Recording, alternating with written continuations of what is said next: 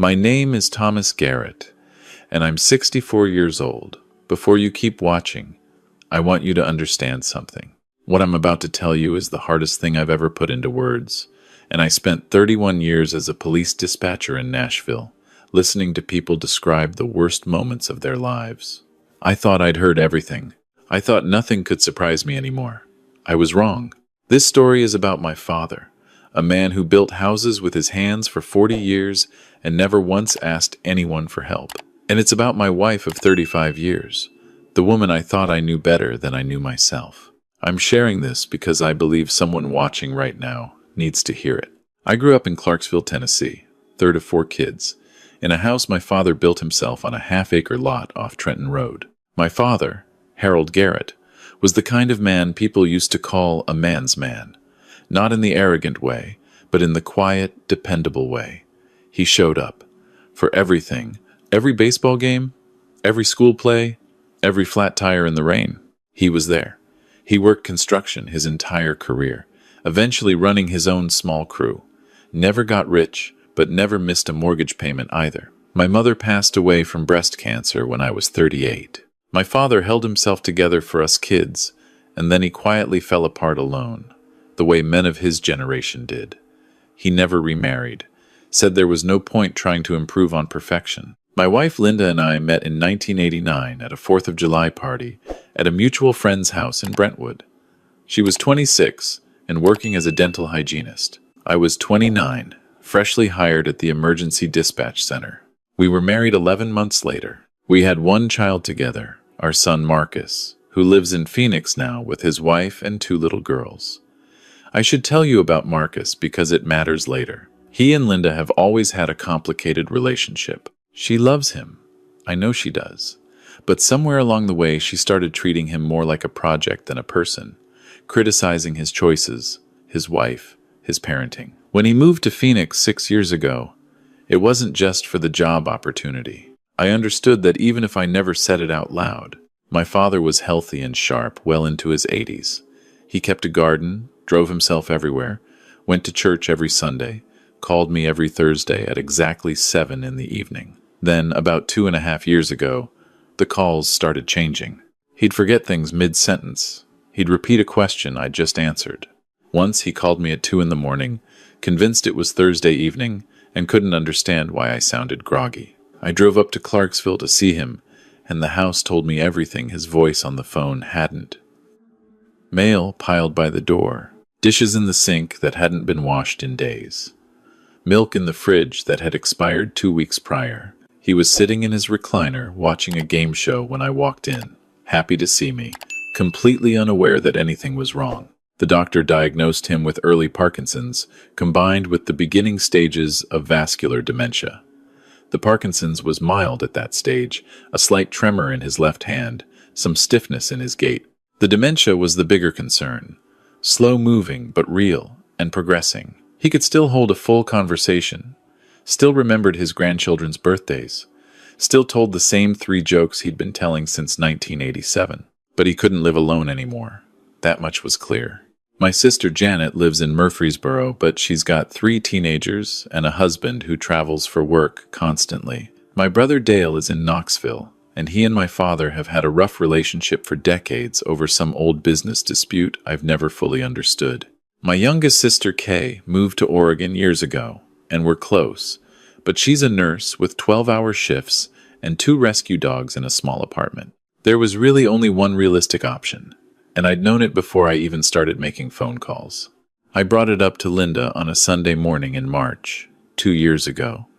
We were having breakfast on the back porch, coffee, and the newspaper, the way we'd done most Sunday mornings for 30 years. I told her what the doctor had said. I told her the situation. I said I thought Dad should come live with us. We have a 4-bedroom house. I'm home most days since I took early retirement the previous fall. We have the room, we have the time, and he's my father.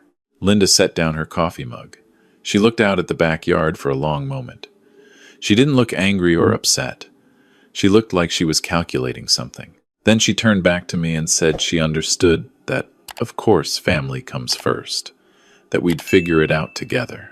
She said she did want me to be the primary caregiver since she still had her part-time hours at the dental office, 3 days a week, and she had her book club and her walking group and her volunteer hours at the church thrift store. I said, of course. He's my father, I told her. I'll handle it. She nodded and picked up her coffee again, and that was that. The conversation felt almost too easy. But I told myself that was a good thing. Dad moved in the second week of April. We put him in the downstairs bedroom, the one with its own bathroom, and a window that looks out at the backyard. He'd always been partial to gardens. I moved some of his things in, his old recliner, the framed photos from his living room, his collection of Louis L'Amour paperbacks that lined an entire shelf from floor to ceiling. He sat in that recliner the first evening and looked around the room and said it was real nice, son. That was high praise from Harold Garrett. The first 2 months were genuinely good. Dad and I fell into a routine. I'd make breakfast every morning, nothing fancy, eggs and toast, sometimes pancakes on weekends. We'd eat together and he'd tell me stories from his construction days, stories I'd heard 100 times but that I never got tired of. In the afternoons we'd sit out back if the weather allowed. Sometimes he'd help me in the yard, not much, but he liked to feel useful. Liked to deadhead the roses or tell me I was doing the edging wrong. Linda was cordial. Not warm, exactly, but cordial. She'd say good morning to him, ask if he needed anything, make sure he had his afternoon medications. It wasn't loving the way I'd hoped, but it wasn't unkind either. I told myself it was an adjustment period. Having another person in the house, after years of it being just the two of us, takes time. Then, sometime around late June, I started noticing things, small things at first. Dad seemed more tired than usual. He'd nap in the afternoons, which he'd never done before. His appetite was off. I'd put a full plate in front of him and he'd eat half and say he wasn't hungry. He started moving more slowly, which could have been the Parkinson's, but it felt different. He'd always been slow but deliberate. Now he seemed hesitant, cautious. Like he was watching where he put his feet, not because of his balance, but because he was worried about something I couldn't see. And then I noticed something that I cannot explain away with Parkinson's or dementia or anything medical. He'd gotten nervous around Linda. Not just quiet, nervous. If she walked into a room where he was sitting, he'd straighten up, put his hands in his lap, stop talking mid-sentence. He'd watch her the way you watch someone you're not sure you can trust. Once I came into the living room and he was watching television and Linda was standing in the doorway saying something to him and his hands were trembling. Not the light Parkinson's tremor he always had, but a different kind. The kind that comes from the chest, not the nerves. I asked him about it one evening when Linda was at her book club.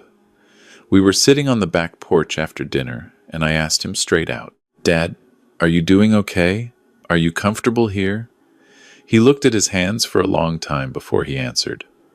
"Sure," he said. "Sure, Tommy. I'm fine." He used my childhood name. He only did that when he was emotional or when he was trying hard not to be. I asked if there was anything bothering him, anything at all, and he said no. Then after a pause he said, "Linda's got a lot on her plate. I don't want to be a burden." I told him he wasn't a burden, that we wanted him here, that I was glad he was here. He nodded slowly. "If you say so," he said. He didn't say it like he believed me. That conversation followed me to bed. I lay awake that night thinking about all the small moments I'd half noticed and half dismissed. The way Linda would sigh, sharp and audible, when Dad moved slowly to the table. The clipped, impatient tone she used if he asked her a question twice. The way she always had somewhere to be when it came time to sit with him. But I told myself that wasn't abuse. That was just stress. That was just two people who didn't have a natural ease with each other, trying to share a house. I told myself I was projecting, that I'd spent 3 decades listening to people describe terrible things, and now I saw terrible things where there were none. Then I found the bruise. It was a Tuesday morning in July. I'd been up early to fix a leaking faucet in the upstairs bathroom, and I came downstairs around 6:30 to find Dad already awake, sitting at the kitchen table in his robe. He startled when I came in, then relaxed when he saw it was me. "You're up early," I said. He said he hadn't slept well. I poured us both some coffee and sat across from him, and that's when I saw it. He reached for his mug, and his robe sleeve slid up, and there on his forearm, just above his wrist, was a bruise. Dark, greenish-purple at the center, the size of a silver dollar. I leaned across the table and looked at it and asked him what happened. He pulled his sleeve down immediately, said he'd bumped it on the door frame going to the bathroom in the night. He said it like he'd rehearsed it, smooth and quick and not looking at me. I asked if he was sure, told him that was a significant bruise for a door frame. He said he bruised easily anymore, that it was the blood thinners, that I shouldn't fuss. I let it go. I didn't want to push him if he was embarrassed about a fall. Old men don't always want to admit when their bodies betray them. But I didn't forget it. 2 weeks later, a bruise on his upper arm, then one on his shin that he said was from the coffee table.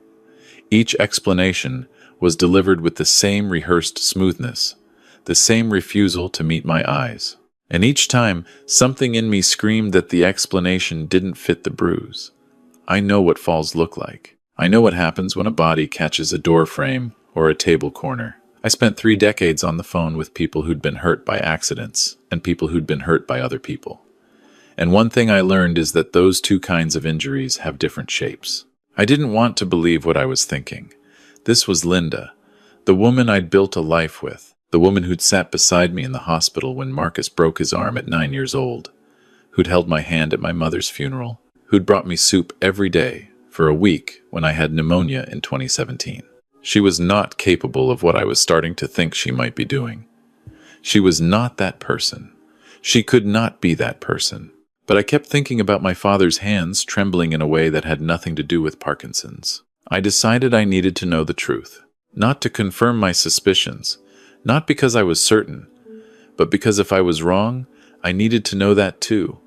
I needed to stop lying awake at 3 a.m. running scenarios through my head. I needed to see it clearly, one way or the other. I drove to a Best Buy in Nashville on a Wednesday afternoon when Linda was at the dental office and Dad was napping.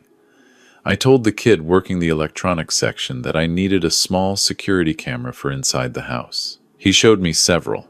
I picked one that was compact, had clear night vision, could be triggered by motion, and recorded to a memory card. It cost me $180.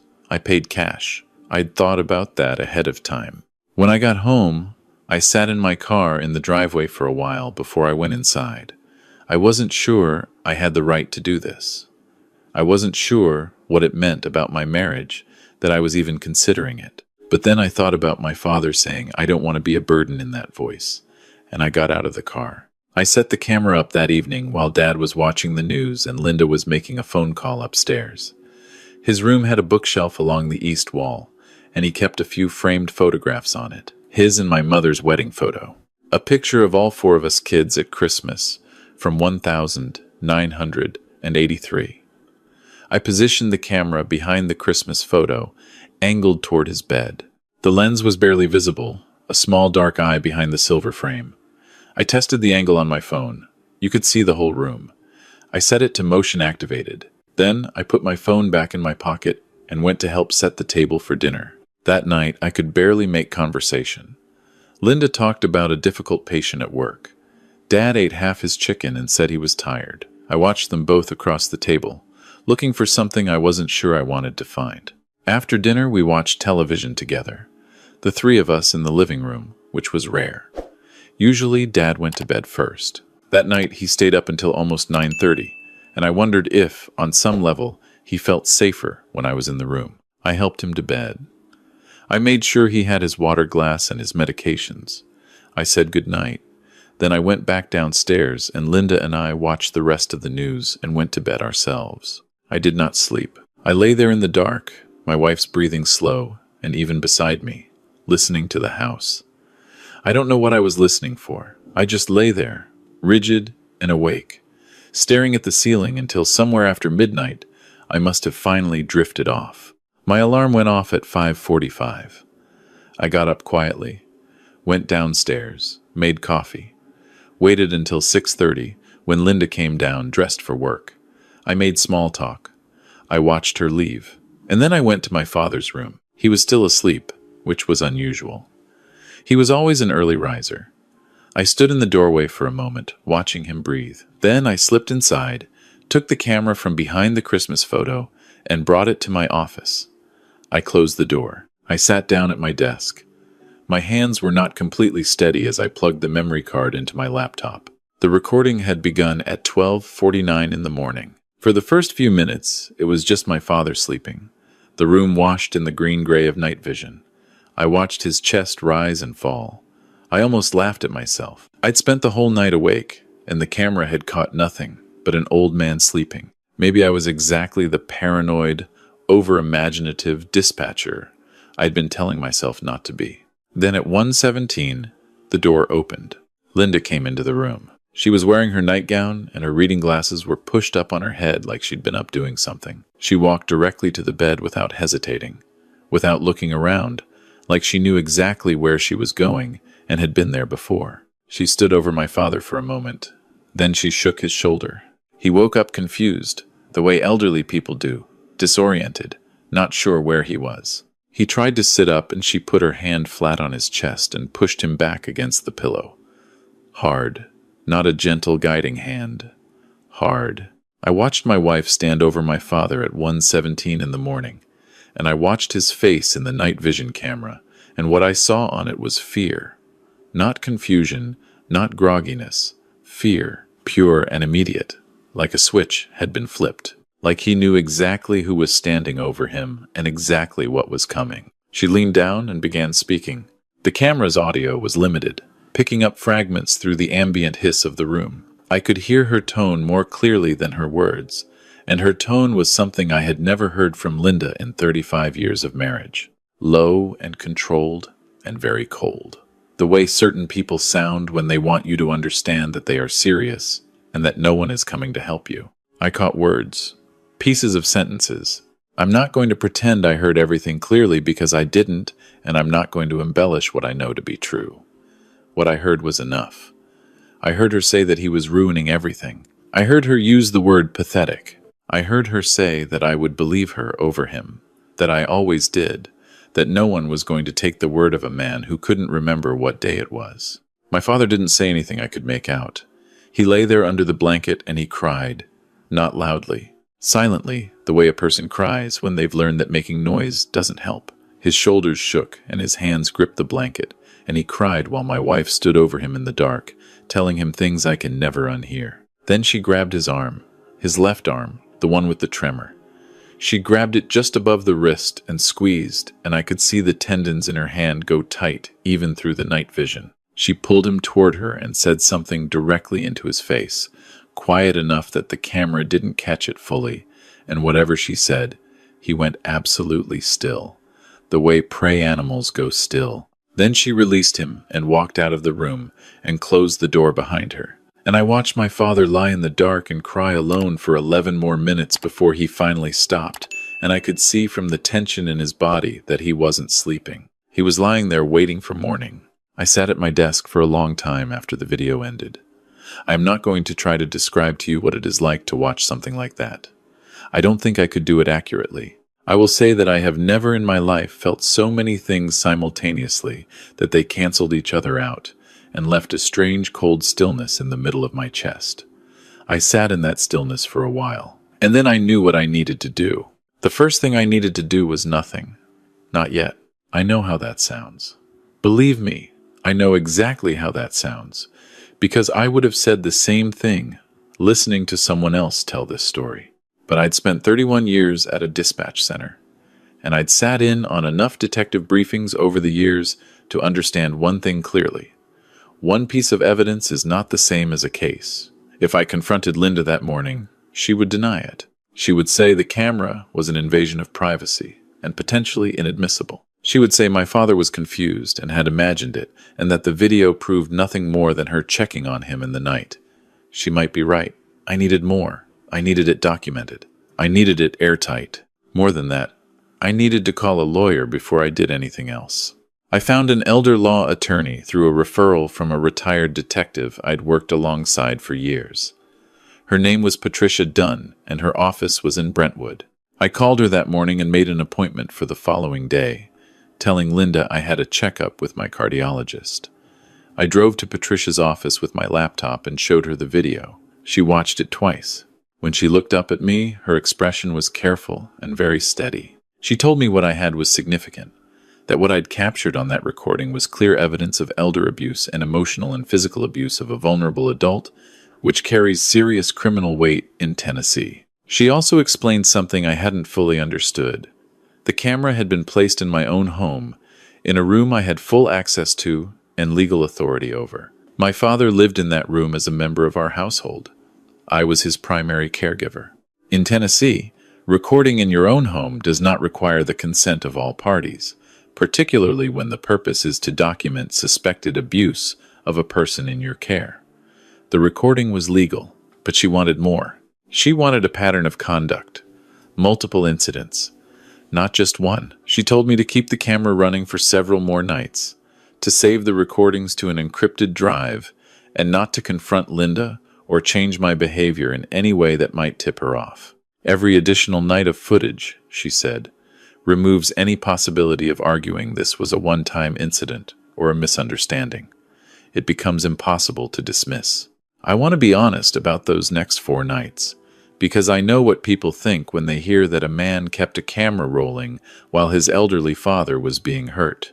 I know, because I thought it myself every single morning when I sat at my desk and watched the night's recordings before Linda came home from wherever she'd been. I thought, you could stop this today. You could walk downstairs right now and end this. And every morning, Patricia's voice answered me. 1 incident is an allegation. 5 is a criminal pattern. Your father will be safer after an arrest that sticks than after a confrontation that falls apart. The nights were all variations of the same video. Not every night, but most of them. She would come in between midnight and 2 in the morning. Sometimes she'd grab his arm. Once, she pressed her palm against his mouth and told him to be quiet when he began to make a sound. She threatened him consistently, variations of the same threat, that if he said anything to me, she would make sure he ended up in a facility so understaffed and indifferent that I'd be lucky to visit twice a year, and he'd be lucky to see his grandchildren before he died. She told him he was a foolish old man, and that no one would believe him. On the 5th morning, I saved all 6 recordings to an encrypted drive and called Patricia and told her I had what she needed. But before I went to the police, Patricia told me there was one more step.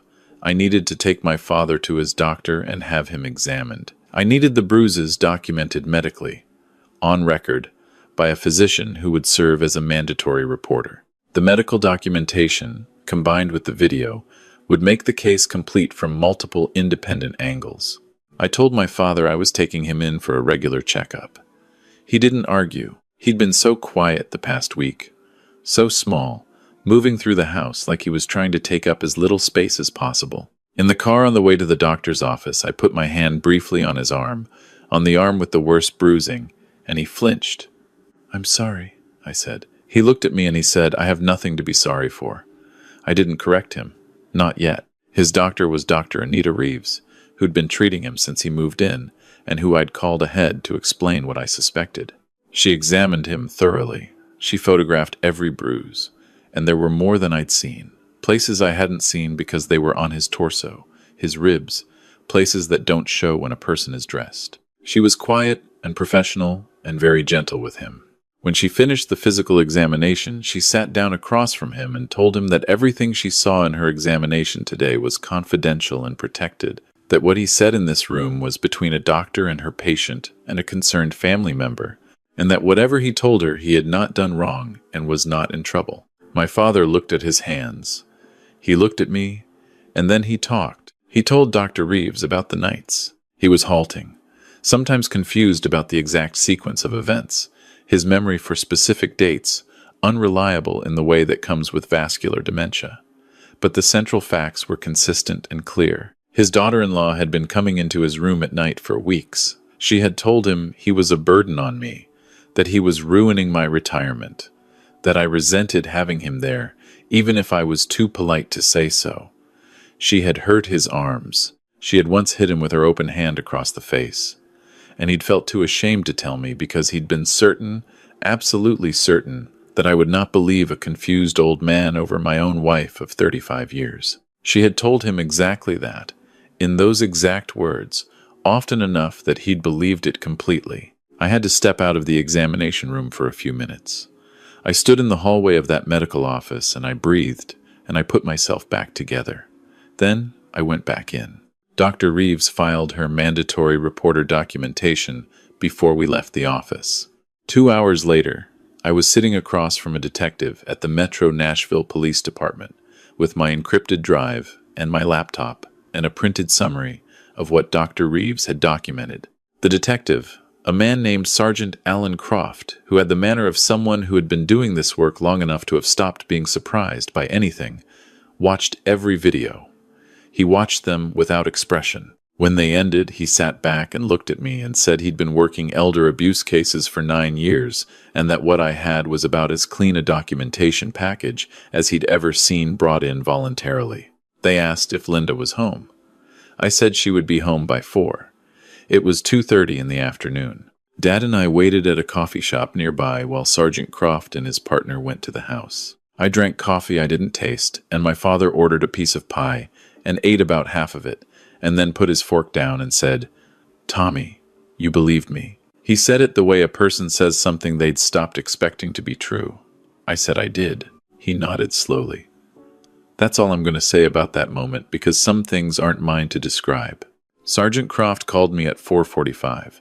He told me Linda had been taken into custody. She denied everything initially, said my father was senile and that I was having a breakdown, that the videos were doctored or taken out of context. When they showed her the full recordings, all 6 nights, she stopped talking and asked for a lawyer. She was charged with elder abuse, assault of a vulnerable adult, and intentional infliction of bodily harm on an elderly person. In Tennessee, abuse of an elderly or vulnerable adult is a Class C felony when it involves physical harm. She was booked, processed, and held pending a bail hearing. Dad and I went home to a quiet house.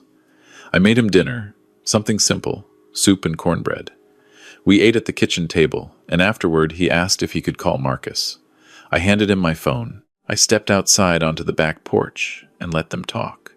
And through the window, I could hear my father's voice.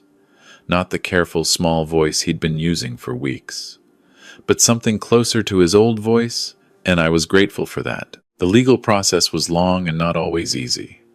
Linda made bail. She moved to her cousin's house in Murfreesboro under a no-contact order. She hired a defense attorney who was aggressive and willing to argue almost anything, including that the recordings represented an illegal invasion of privacy and that my father's dementia made him an unreliable, corroborating witness. Patricia dismantled both arguments methodically. The recordings were made by a homeowner in his own residence, documenting suspected abuse of a person in his legal care. And Dr. Reeves' physical evidence didn't require my father to remember a single thing. The bruises spoke on their own. I filed for divorce the week after the arrest. Linda contested it. She tried to claim that I had been emotionally manipulative throughout our marriage, that she had been under extreme stress as an unwilling caregiver, that my father had been aggressive and combative with her. I let Patricia handle all of it. I was done defending myself against accusations from someone I'd watched, on video, press her hand over an 87-year-old man's mouth in the dark. The criminal trial was in February of the following year. My father testified. I sat beside him in the waiting room beforehand, and he was nervous, his hands trembling, and I couldn't tell anymore how much was Parkinson's and how much was memory. But when they called him, and he walked slowly to the witness stand and sat down, he was steady. He answered the prosecutor's questions clearly and without embellishment. When the defense attorney tried to suggest that his memory was unreliable, my father looked at her with an expression I remembered from childhood.